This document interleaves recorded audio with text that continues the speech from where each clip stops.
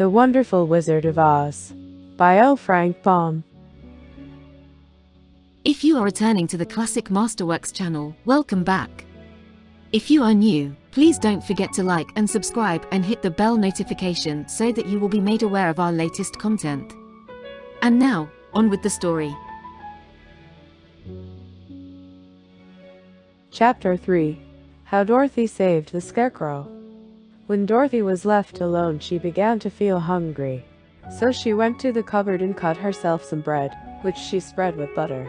She gave some to Toto, and taking a pail from the shelf, she carried it down to the little brook and filled it with clear, sparkling water. Toto ran over to the trees and began to bark at the birds sitting there. Dorothy went to get him, and saw such delicious fruit hanging from the branches that she gathered some of it, finding it just what she wanted to help out her breakfast.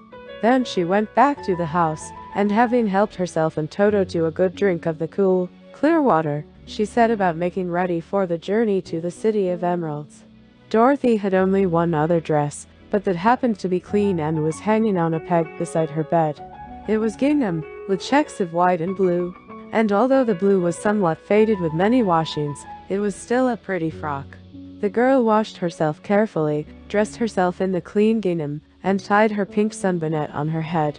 She took a little basket and filled it with bread from the cupboard, laying a white cloth over the top. Then she looked down at her feet and noticed how old and worn her shoes were. "They surely will never do for a long journey, Toto," she said. And Toto looked up into her face with his little black eyes and wagged his tail to show he knew what she meant. At the moment Dorothy saw lying on the table the silver shoes that had belonged to the Witch of the East. "I wonder if they will fit me," she said to Toto. They would be just the thing to take a long walk in, for they could not wear out. She took off her old leather shoes and tried on the silver ones, which fitted her as well as if they had been made for her. Finally she picked up her basket. "Come along, Toto," she said. "We will go to the Emerald City and ask the Great Oz how to get back to Kansas again." She closed the door, locked it, and put the key carefully in the pocket of her dress.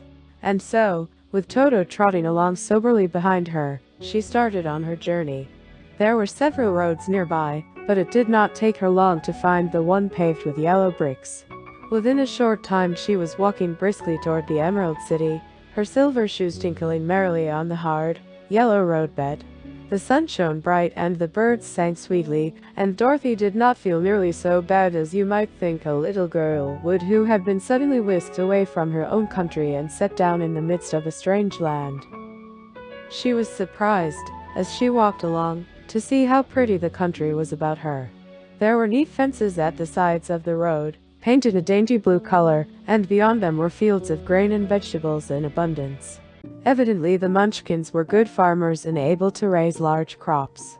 Once in a while she would pass a house, and the people came out to look at her and bow low as she went by, for everyone knew she had been the means of destroying the Wicked Witch and setting them free from bondage.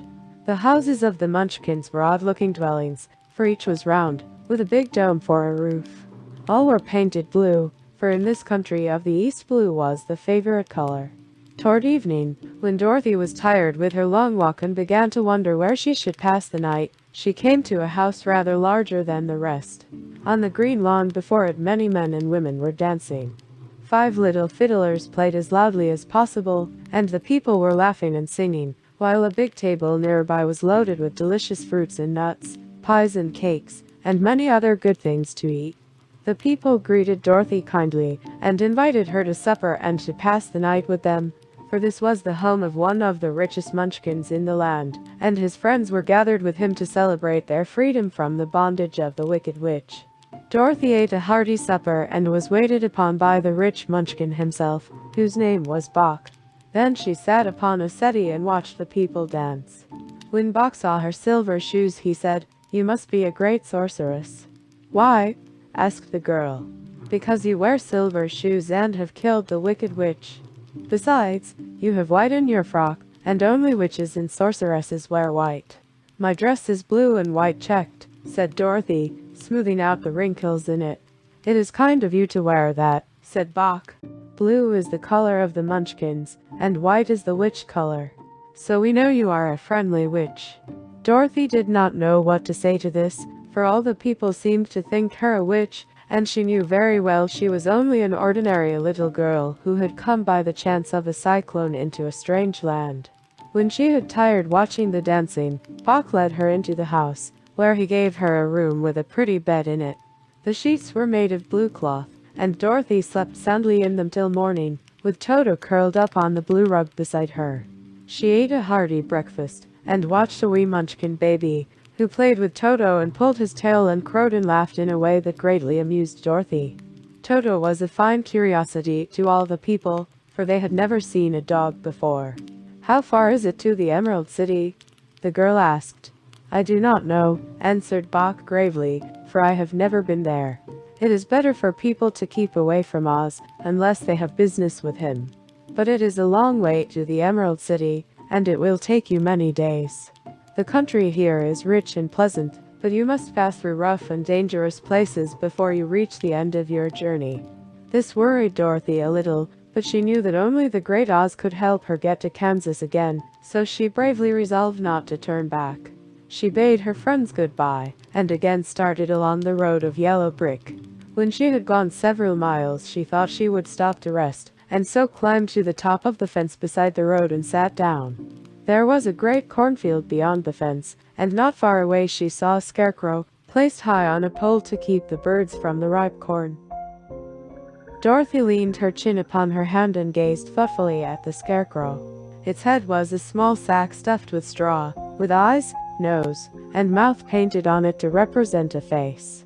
An old, pointed blue hat, that had belonged to some munchkin, was perched on his head, and the rest of the figure was a blue suit of clothes, worn and faded, which had also been stuffed with straw.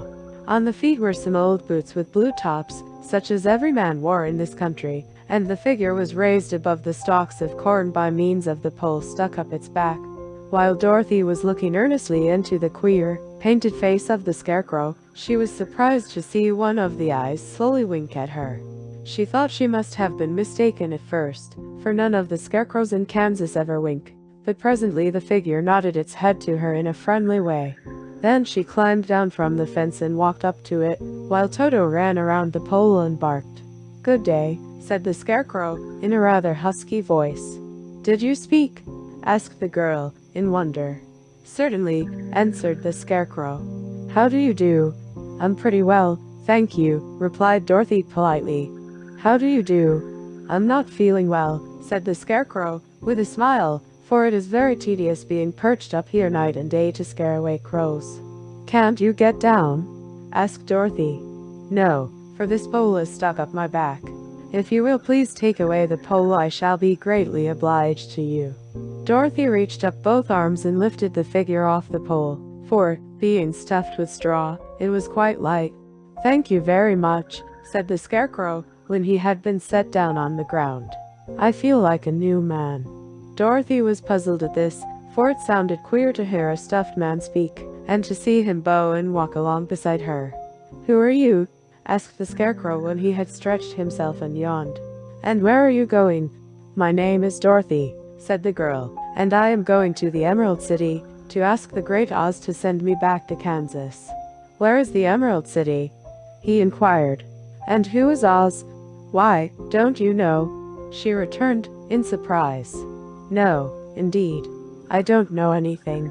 You see, I am stuffed, so I have no brains at all," he answered sadly. "Oh," said Dorothy, "I'm awfully sorry for you.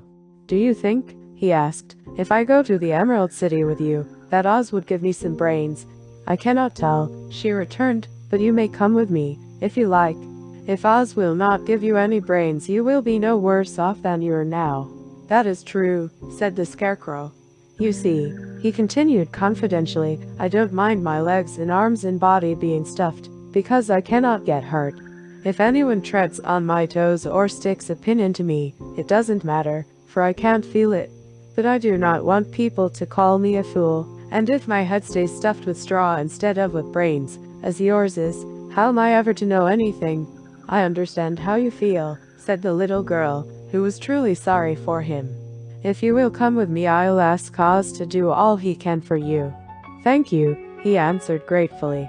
They walked back to the road. Dorothy helped him over the fence, and they started along the path of yellow brick for the Emerald City. Toto did not like this addition to the party at first.